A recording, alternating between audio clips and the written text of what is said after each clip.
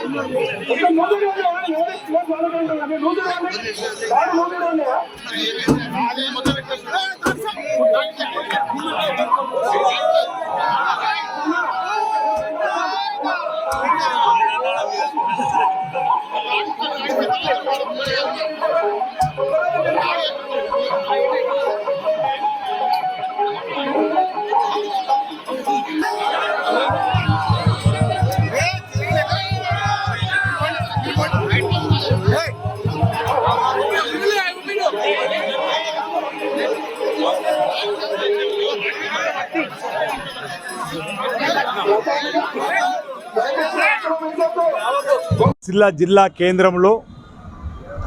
శ్రీ వెంకటేశ్వర స్వామి ఆలయంలో దసరా పండగ పర్వదినాన్ని పురస్కరించుకొని ఆనవాయితీగా సాంప్రదాయబద్ధంగా గత 700 సంవత్సరాల నుండి అత్యంత వైభవంగా బ్రహ్మోత్సవాలు జరపడం, తిరుమలలో శ్రీవారి బ్రహ్మోత్సవాలు ఏ విధంగా జరుపుతారో ఇక్కడ కూడా సిరిసిల్ల పట్టణంలో ఆనాటి పెద్దల నుండి ఇప్పటి వరకు సిరిసిల్ల పట్టణ ప్రముఖులు, పాలక వర్గాలు, ఆలయకు సంబంధించినటువంటి అభివృద్ధి కోసం పాటుపడే పెద్దలు, ఆలయ అధికారులు ప్రభుత్వం పక్షాన ఈసారి కూడా ఘనంగా బ్రహ్మోత్సవాలను జరుపుతూ ప్రతిరోజు స్వామివారికి ప్రీతి పాత్రమైనటువంటి పూజా కైంకర్యాలు బ్రాహ్మణుల చేత చేపట్టి ఈనాడు అంగరంగ వైభవంగా స్వామివారిని రథోత్సవం చేసేటువంటి క్రమంలో వేలాది మంది భక్తుల సమక్షంలో వేలాది మంది భక్తుల ఆహ్లాదకరమైనటువంటి వాతావరణంలో మరి వారు 7 కోట్ల వార వెంకటరమణ గోవింద గోవింద అనేటువంటి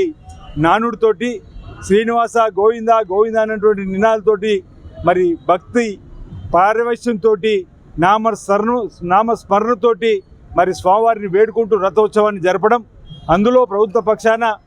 మేము పాల్గొనేటువంటి అవకాశం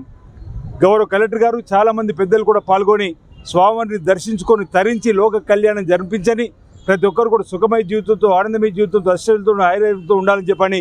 ఆ స్వామిని ప్రార్థిస్తూ సకాలంలో చక్కటి వర్షాలు బ్రహ్మాండంగా పడి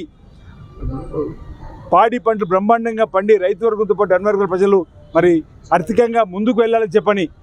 ఈ సందర్భంగా మా స్వామివారిని ప్రార్థిస్తూ లోక కళ్యాణం జరగాలని ఈరోజు రాజన్న సిరిసిల్ల జిల్లా ఏ ప్రభుత్వం కూడా మరి పేద ప్రజల అభివృద్ధి కోసం చక్కటి సంక్షేమ కార్యక్రమంతో అలరాడుతూ ముందుకు పోయే విధంగా స్వామి ఆశీస్సులు అందజేయాలని చెప్పని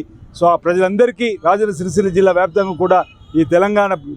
ఈ ప్రజలందరూ కూడా స్వామి ఆశీస్సులు అందజేయాలని చెప్పి